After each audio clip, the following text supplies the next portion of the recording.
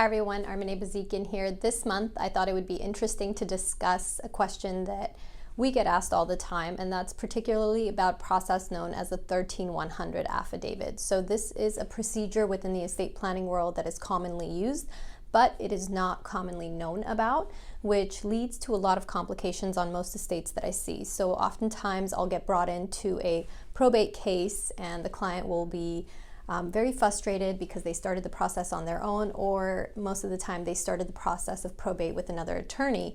However, their case has been stagnant and has not moved forward in the probate proceeding because there's a little bit of a complication and notations from the court. So essentially the court is not allowing it to move forward because essentially the judge is confused about why this particular case is even being brought into that court room.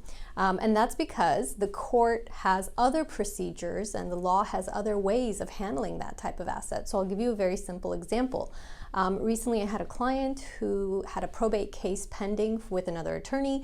The case kept getting rejected as far as like not moving through the hearings with the probate attorney from the court giving notes. His attorney was not able to handle it, so he dropped the attorney, retained our office. Now, as soon as I read the notes, I immediately knew what the problem was. The problem was the court was saying, why are you here? Why are you in court? The law provides for other procedures for you. Go utilize those procedures. And that's what we're going to talk about today.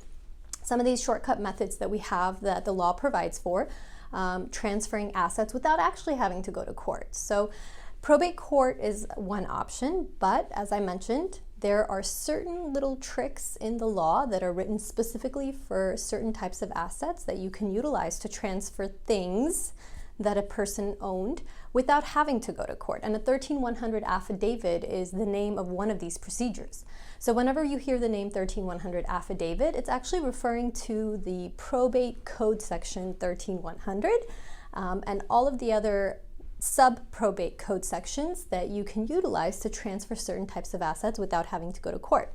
It's very important to consult with an attorney, obviously, in doing this because we know the nuances of the different subsections and whether or not that type of asset qualifies at all.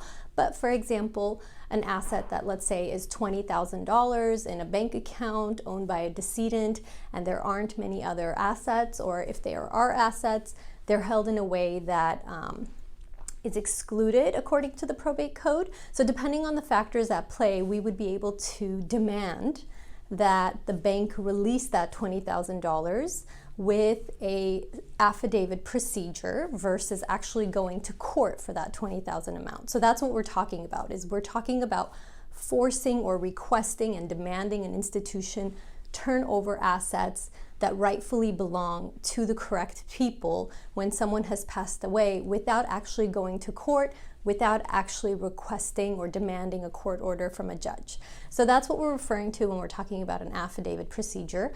I always advise clients to actually retain an attorney for doing this and for this purpose because, again, there are a lot of nuances in the law and we want to make sure that a specialized certified attorney is helping you get through this process.